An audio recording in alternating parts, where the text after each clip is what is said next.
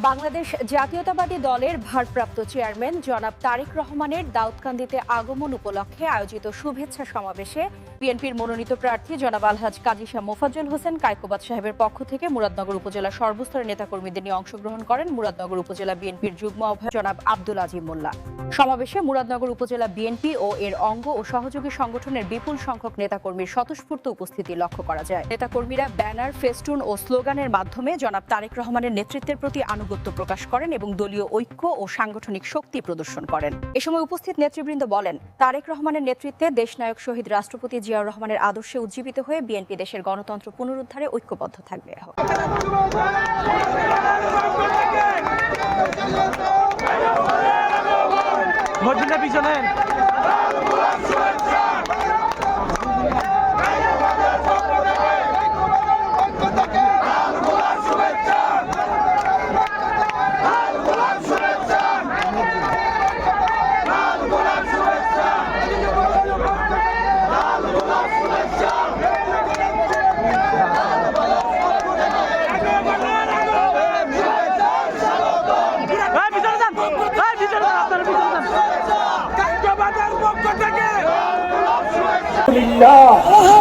আলহামদুলিল্লাহ, আলহামদুলিল্লাহ। আল্লাহ যা চান তাই হয়, আল্লাহ যা ইচ্ছা করেন তাই হয়, আল্লাহর ইচ্ছার বাইরে কিছু হয় না।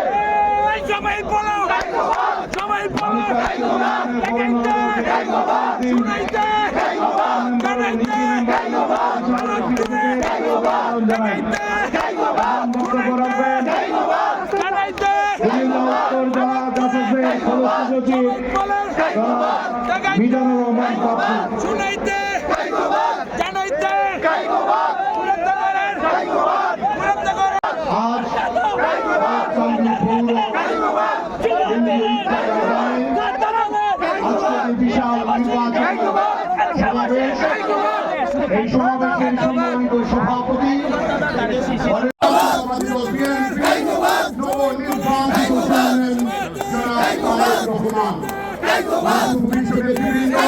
আপনাদের সবাইকে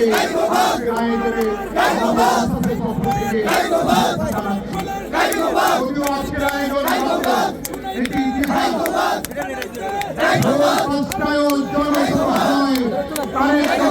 দেখিয়ে দিলেন বিশ্বের কোন দেশে এভাবে নির্বাচন ব্যবস্থা হয়নি। আমাদের আজকের আয়োজন সফল হয়েছে যে লোকজন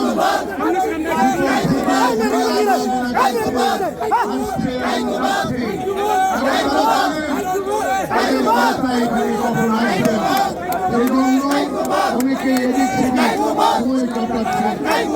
নেতা